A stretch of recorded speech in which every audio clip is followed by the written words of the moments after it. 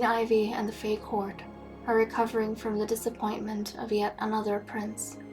The mysterious instigator of the rumors around Dragon Valley has caught wind of the disastrous birth. The monarch has locked herself away in her chamber, overcome with guilt and shame. She really thought this time was it. She was going to have a girl and give the realm its princess.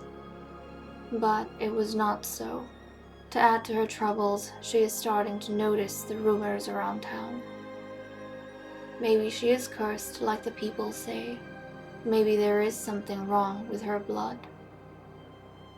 Seeing her beloved queen in such a state, Lady Morrigan has thrown herself into seclusion to meditate on her magical findings.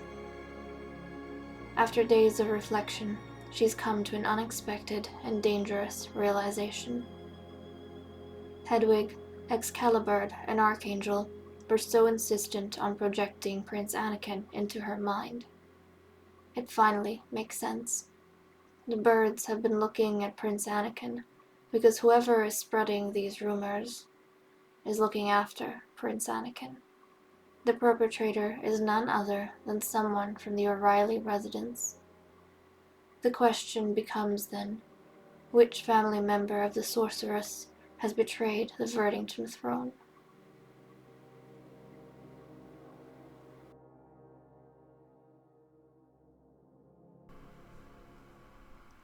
Hello everyone, this is Fantasy-esque and welcome back to The Sims 3 Fairy Amazon with the Verdington Fae Court. Before we begin, I want to say a very special welcome to our channel members. Thank you so much for your support. I appreciate it immensely. We are picking up on a bit of a twist here. So, before we get any gameplay started, there are a few things we need to brush out of the way for all of this to make sense. So, as you guys saw there in the beginning, Morrigan has come to the dreadful realization that one of her own family members is actually the person spreading these terrible rumors about Queen Ivy around town. And it kind of makes sense why she hasn't been able to find anything or anyone before this, because it's been right underneath her nose. But how did this confusion happen with Prince Anakin and the birds? Basically, I've mentioned this before, but the magic that she's using to communicate with these birds, it's new, and so there's a lot of trial and error, and they do speak through image and intention. And even though Morrigan has been wanting to find the source of these rumors, I think maybe what translated across to the birds, or what she communicated to them in her mind, is, what is the instigator doing? Like, what is this instigator up to? Where are they going and what are they doing? That's what the birds understood, at least. And so, instead of showing Morrigan the actual person who's spreading the rumors, the birds have been following this person around and sharing with Morrigan what this person is doing and where this person is, aka, outside or in the house, every time looking after Prince Anakin, because that's going to be the role of one of the O'Reillys. They are raising the second-born prince. So Morrigan showed up at her family home, which she has not visited since she left for the Royal Fae Court, and her younger sister Fiona, greeted her and took her inside and ushered her into their formal sitting room where Morrigan is waiting for her parents to come and receive her. And while she's here, she is actually going to notice a half-rolled scroll next to this lamp over here on the table, which, let's just use a little bit of our imagination, guys. And it's gonna have, she can kind of see the word royal on it, so that's catching her attention. And she's gonna pick the scroll up, and she's gonna read what exactly it is while she's alone in this room. So this is what the scroll says. A royal tragedy. Again we hear from within, a boy does grace the castle. The royal blood is running thin, so why all the hassle? This line seems to carry an ancient morbid curse, so folk of Dragon Valley watch as it gets worse. Looks as though we have stuff to worry about, guys, because Morrigan has not only found a variant of one of the rumors going around town, the most recent variant, that's taking into account the third boy that's been born, Prince Caspian, but it's written in her mother's handwriting, which she can recognize. And there's also the O'Reilly watermark on this scroll. Now, it's not a seal that's been added there, because that would be stupid, but all the parchment in the O'Reilly residence, because they are from one of the more wealthy families, and they're one of the older families, so all the parchment in the house actually is watermarked with this symbol from the O'Reilly house. And so there's pretty much no denying that someone from her family has kind of sourced this document. And then she grew up here, she's been raised here, so obviously she's going to recognize her mother's handwriting. And now I think she doesn't have the patience to wait. She wants to find her mother as soon as possible, and she wants to know what's going on. What the hell is going on in her family? So, okay. We've got Prince Anakin right over here. And then we have... Oh my goodness, what's happening? Okay, they momentarily disappeared. So we have her parents, her mother and father, and now her sister's also coming on inside. And her mother's got a little dragon as well. So she's going to call over her mother. Or more like go talk to her mother. I don't think you want to call her over at this stage. Hold on a second. She's going to talk to her mother. And she is going to argue with her mother. Because she's wanting to find out what the hell is happening. What does this scroll mean? Why do you have this? So let's go ahead, get her to get... Look, she's talking about little Anakin. She's talking about the fact that she's been spreading rumors. She's been spreading rumors about the queen giving birth to boys. What is all of this? Like, why would she do that? Why on earth would she go ahead and do something like that? Especially because Morrigan's in the court. She's in the flippin' court. So, she's gonna argue with her mother some more. Her father's obviously coming in and trying to mediate.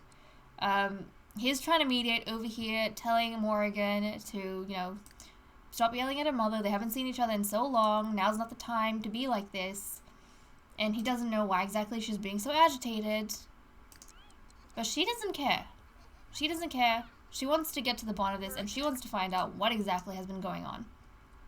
So, her mother is going to say, well, good that you're here, because there's actually something I want to talk to you about.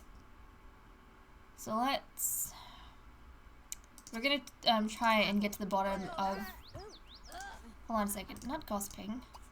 Hold on a second. We're gonna talk about the heat. We're gonna talk about all of this craziness going on. So her mother's gonna say, come Morrigan, there's actually, good that you're here, because there's something I want to talk to you about.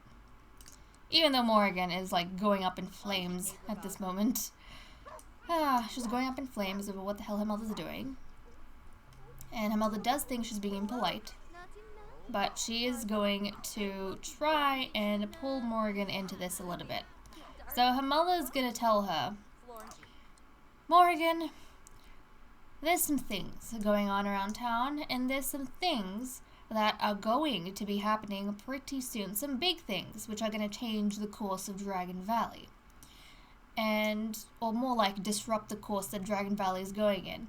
And it's good that you're here because I feel that it's time for you to kind of come back into the fold of this family and come back into being an O'Reilly. And then Morrigan's going to be a bit confused. She's going to say, what are you talking about? There is no going back. My place is in the Fae Court. I am an O'Reilly, but O'Reillys are not separate from the Queen, so what are you trying to say? What are you going on about? And her mother's going to be trying to explain to Morrigan that, don't you see? Can't you understand? The way the Queen is doing things right now isn't the way the world is supposed to be progressing. The time of the Queens, it's gone. It's died out like the big dragons.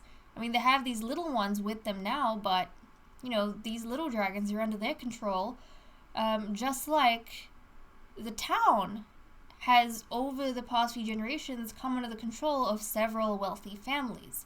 And if Morrigan decides she wants to stay at the court and help the queen in whatever this silly revival is, then all of the families that have been here for generations, the older families, the ancient families, the powerful families, they're going to lose their influence. They're going to lose their power, their hold, their grip over Dragon Valley. And the O'Reillys are one of those families.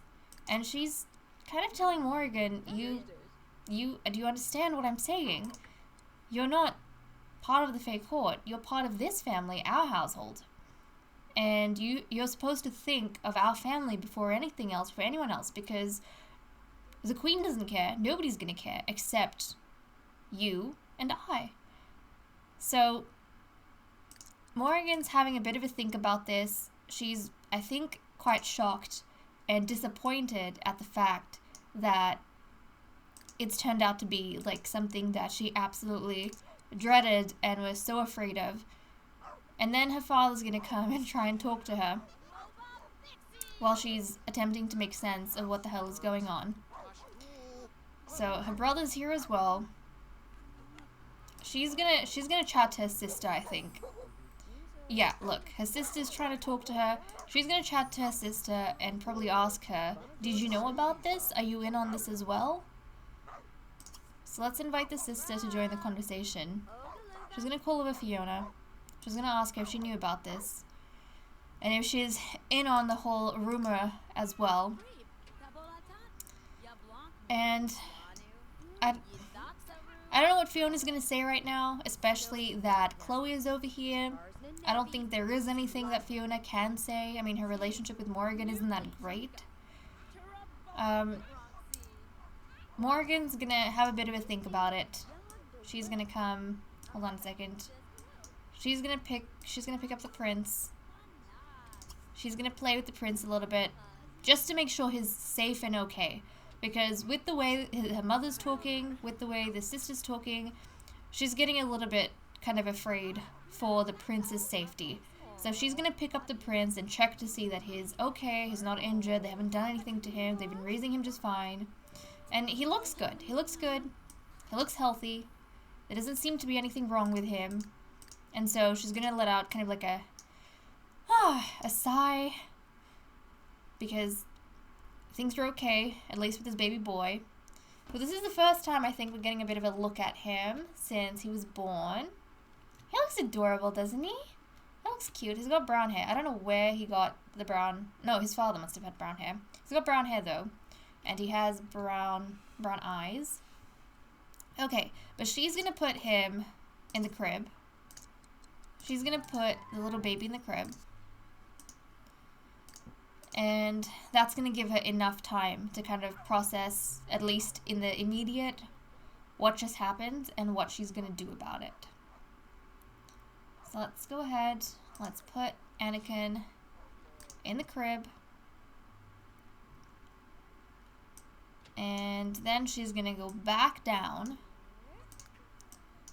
And, I mean, look at this. Everyone, the kids are all getting along very well with Chloe O'Reilly. But she's gonna go, and she's going to... I think she's going to insult her mother.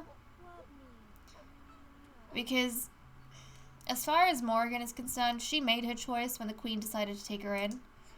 And the Queen has been so kind to her that Morrigan cannot stand the thought of turning against the Queen. And she, I think, feels deeply disappointed. She feels deeply disappointed at the fact that her family has kind of failed her once again. They failed her the first time when the Queen had Prince Callum, and her family didn't want to take the prince in. And so now it makes sense why they didn't want to take the prince in, right? The second time we had Prince Anakin born, they decided, okay, they'll help out the Queen this time. They'll be the prince's adoptive family. And Morgan was so happy. She thought, finally, my family's doing something that's going to make me proud, something that's going to make the Queen proud of me and of us. And all of that has pretty much just shattered into hundreds and hundreds of bits because of what her mother's been doing. And she's going to make it clear to her mother, if staying with the Queen means that I can no longer be part of the O'Reilly family, then so be it. But I'm not going to turn against my monarch, and I'm not going to turn against the Verdington throne. Our revival will work, and you'll see it work. This family will see it work. But for now, she is going to arrest Chloe O'Reilly. So let's go ahead. We are going to... Okay, let's just watch me struggle and try and get this person to come into our household. Okay. Hold on a second, guys. Let me flip in. See how I'm gonna do this. Is it an intermediate? Yeah, there you go. Yep. Thank you. So she is going to arrest her own mother, and she's gonna take Chloe O'Reilly back to the castle. So, okay, you two. Time to come right back. Time to come right back. Can we come here with... I guess I could send both. Can we add them in a group? Let's throw them in a group, if possible. Up. Let's throw these two in a group. Form group. And then we'll get them to go back together. Ay. Okay, are we in a group yet? Are we in a group? We are in a group. And that's kind of sad, because I think she was friends with her mother. She wasn't that close with anyone else. She was closest to her mother out of everyone in her household, obviously. Especially with the way of life the Amazons have. But they're gonna come back to the castle together. Hopefully. Can they go together? Okay, what about out here? Just out here. Yep, okay. She's gonna take her mother back to Verdington Castle. And then Chloe's gonna have to she's gonna have to face the Queen and the rest of the court. And it's kind of interesting that the hero's not the one bringing a criminal in. It's actually our sorceress. And Lady Nessie, the minister who kind of started this whole discussion with Morrigan, she's not here either. But it makes sense, because this was a family issue that Morrigan had to solve. Obviously, if just in case she was wrong, I don't think she would have wanted to take anyone with her, but she's not wrong. And so the Queen is going to come down. Queen. Do we want the Queen to come down? Yeah, Queen's gonna come down. You know what? Hold on a second. I need to do some stuff, otherwise this isn't gonna work. We're gonna turn down autonomy for a second here. And the Queen is gonna come down. Up. Hold on a second. She needs to look the pot, guys. She needs to look the pot. Oh, actually, that was better. My bad. My bad. Hold on. Where's the athletic wear? She actually looks pretty badass in athletic wear. There we go. She's gonna come down to check out what's happening. So she's gonna jog here. Where's our hero? Our hero's hungry, and our hero needs to go to the bathroom. Okay, I'll leave the hero alone. We'll just focus in on the Queen for now.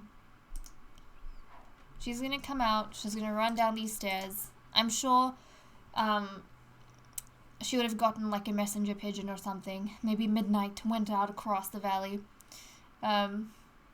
Took Morrigan's note and message and came back. So the Queen's kind of prepared for this.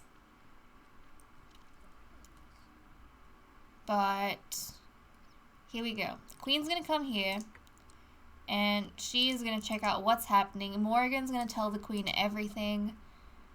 The fact that there have been rumors around town about her, kind of soiling her good name, and Morrigan has been trying to find out the source of these rumors behind the scenes, and she's managed to track down the culprit. It is, quite surprisingly, her very own mother, Chloe O'Reilly. also the adoptive mother of Prince Anakin.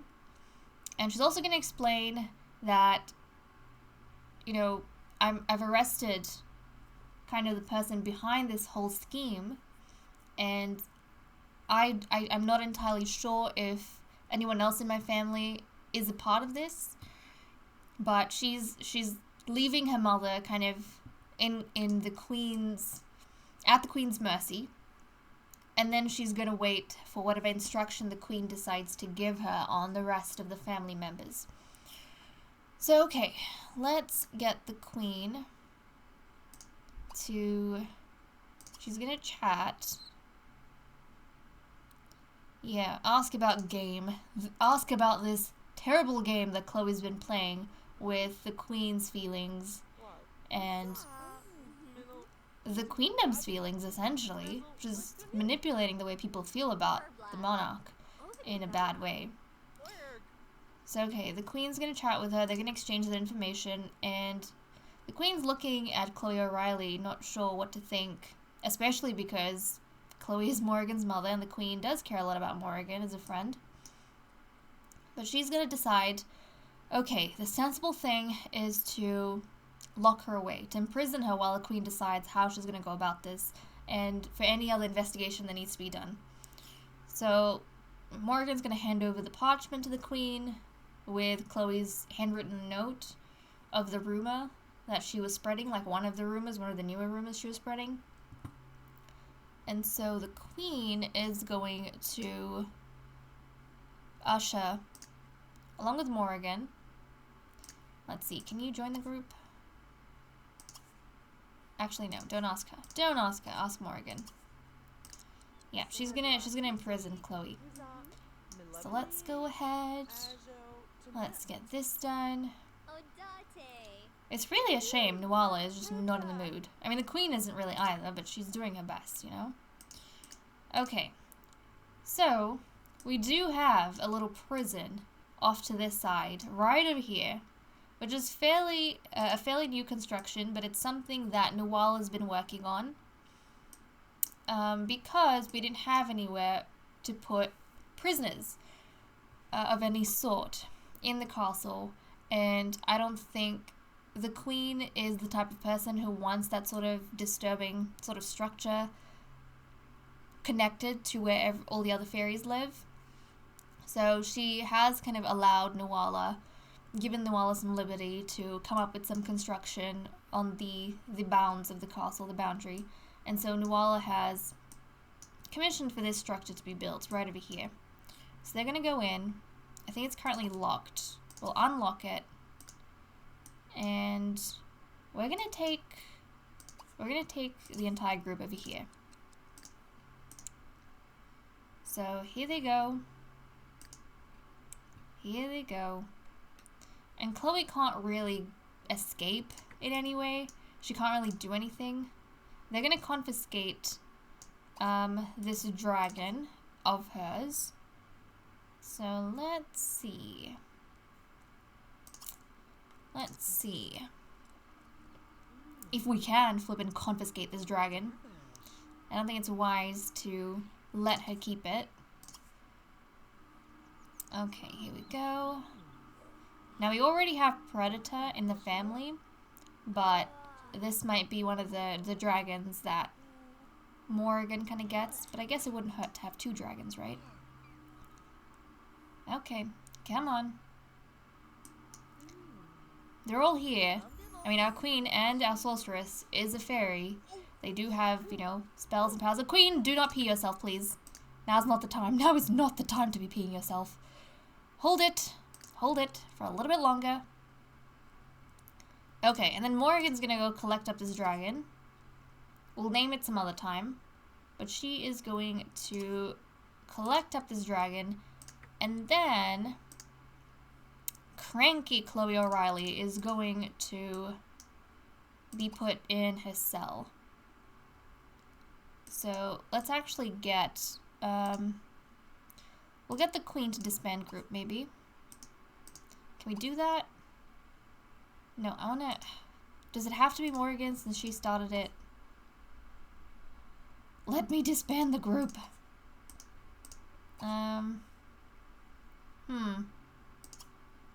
Why can I not disband the group? Let me do it. Sounded mean. I guess, leave the group? Ask the queen to leave the group. Quit the group.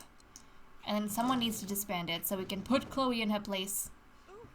Okay, collect up the dragon. Collect up the dragon. We don't need your mother having any weapons that she shouldn't really have.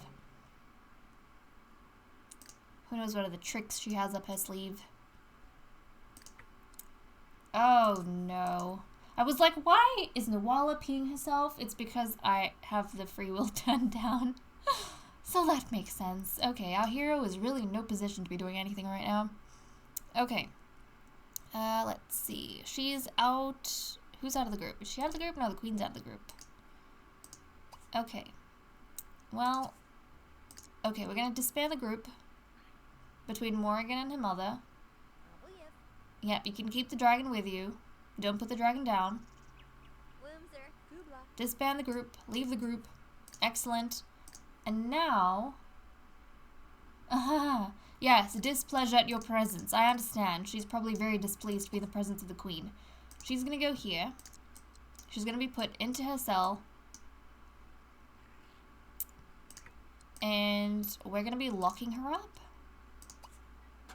Okay, now we're gonna lock for everyone. And Chloe is not gonna be able to get out of here, at least while the queen decides what they're gonna do with Morrigan's mother. And I don't know what other part Morrigan's gonna have to play in this whole scenario, in this whole situation, but I'm sure she wants to chat with the queen a little bit more. Who the heck is calling? Queen's in a really bad way. So you know what?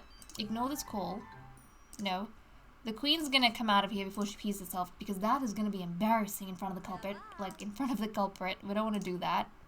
Morrigan's gonna come out here with this dragon that she has now claimed or inherited from her mother. Actually, don't leave the dragon. Don't leave the dragon. Don't. What if the dragon like crawls into the like this spot with your mother? Don't do that. Can we put it in our inventory? Yes. Let's put this dragon in our inventory. Excellent. And now you can come out here. I think everyone just needs some time to relax and calm down for a second before we get back to this whole, like, all of these shenanigans. So I think we'll get these ladies, like, kind of watered, fed, sorted, and then we'll see what happens next, guys. Okay, it's 8:30 p.m. on Saturday. The ladies are no longer about to piss themselves, and Morrigan has invited Fiona to the castle so she can straighten some things out. So she wants to ask her sister, just without the presence of their mother influencing her or anything like that, without the father there, no one else, just them two, just these two sisters who really are not that close at all, because Morrigan left when Fiona was quite young. She wants to know what exactly Fiona's part was in this, and whether their father and brother took part in whatever the mother got up to. And so Fiona has also brought along Prince Anakin so that Morrigan can make sure that he's safe, and that the queen can make sure that her son is doing okay, as can the other members of the Fae court. Now obviously in our series, in our Fairy Amazon kind of way of doing things, we want to have girls, but at the same time our queen is quite nurturing, and I don't think she dislikes her boys, and I don't think she has kind of a lack of affection for her boys. It just might manifest itself in a different way. And part of that affection is making sure they go to good homes. So Morrigan's appreciating what Fiona has done over here, but she wants to know exactly what's been going on, because she doesn't know what's going to happen to their mother. She's sure it's not going to be something good, but she doesn't know what's going to happen. And the same fate might follow Fiona and Reginald, her brother, and their father. But Morrigan's going to give her sister the benefit of the doubt, and she's going to ask her, like, look, she's even they're talking about their mother. They've got, like, thought bubbles about their mother. She's going to ask, what exactly was your part in this? because you didn't say anything when our mom was, our mother was going ahead and saying all these crazy things and she was rambling. In fact, you hugged her, you were there, you were like supporting her. At least that's what Morgan saw. And Fiona's gonna say, no, no, no, no, no. It's really not what you think. I'm not on Mother's side when it comes to this whole thing. I understand why you wouldn't be as well, and trust me, might not seem like it, but I think along the same lines as you. I mean, okay, I might be somewhere in the middle, and this whole revival of the Verdington Faith Throne might be something new, but it's not something I'm against. And she's gonna tell Morgan that, I mean, you know our mother, she's quite strong-willed, and it's not as though I could have gone against her anyways, right? That wouldn't have been wise, because when the mother started doing all these odd things and talking this strange way, I mean, heck, I'm sure Fiona would have been scared for her life, scared for the life of their family, if something happened to Prince Anakin. Like, if Prince Anakin got in trouble or got injured, then sure as hell the Queen would send out the hero to figure things out, and who knows, maybe the O'Reilly family would have been put to death. So those are things that Fiona's worrying about, because we know the Queen is nurturing, but some of the residents in Dragon Valley might not know this, right? They might be stereotyping Queen Ivy in a certain way just because of the title she has. And so Fiona's gonna let her sister know that I was going along with whatever Mother was saying just so that I could keep an eye on Prince Anakin and make sure that he's okay. And if need be, so that I'm there and I'm able to take him away from the O'Reilly residence.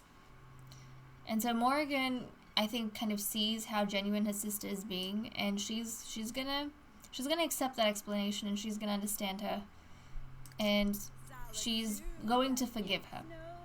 Now, is the Queen gonna forgive Fiona and the rest of the family members? That we do not know, but Morgan's willing to forgive her sister. So the Queen's gonna come on down. Don't worry about that. The Queen's gonna come on down, and the Queen is going to introduce herself to Fiona, because I think we had Morgan's family members attend the Candy Crown celebration, but the Queen didn't exactly meet everyone one-on-one. So she's gonna come down, she's gonna greet Fiona, hopefully. No? Come on. Come on. Come on down, Queenie. Morgan's going inside. The Queen's gonna make her way down, hopefully in time to greet Fiona before she leaves. Nope. Okay. Well, Fiona's going. Fiona's going. That's okay. Because what we'll do is that we'll just get Morgan to chat with the Queen, and I'm sure the Queen trusts her courtiers, right? So if they tell her something, she's gonna take their word for it. Because that's their job. They're in charge of different things, and finding information is one of them. So Morgan is going to...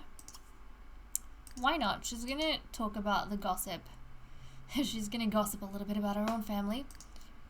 And she's going to tell the Queen what she knows about the involvement of the other O'Reillys, and that, as far as she's aware, they weren't part of her mother's scheme. They did nothing to stop her. Now that's also something that's bad. But they weren't actively taking part of it. It was actually just Chloe actively taking part in it. And the others more or less kind of just let her be. So the Queen is going to think about what needs to be done with Chloe, and she's going to thank Morgan for her help in all of this, and she's going to give a little bit of appreciation to the sorceress for going like above and beyond herself to prove that she believes in what the Queen's about, and she believes in what the Queen is wanting to do. Let's see. Yeah, she believes in what the Queen is wanting to do. And Queen Ivy, I'm sure, is very thankful, because she was feeling quite down. She was feeling guilty and shameful and upset. And I think knowing a little bit that a lot of what's going around town has been exaggerated by one person and one person alone is gonna kind of build that esteem that she lost a little bit back up again. hopes that she can jump onto the saddle and continue doing what they need to do for this revival to work, which is have baby girls. But okay guys, with that said and done, I'm gonna leave off here. Thank you so much for watching. I hope you all enjoyed, and I'll see you all in the next episode. Bye bye.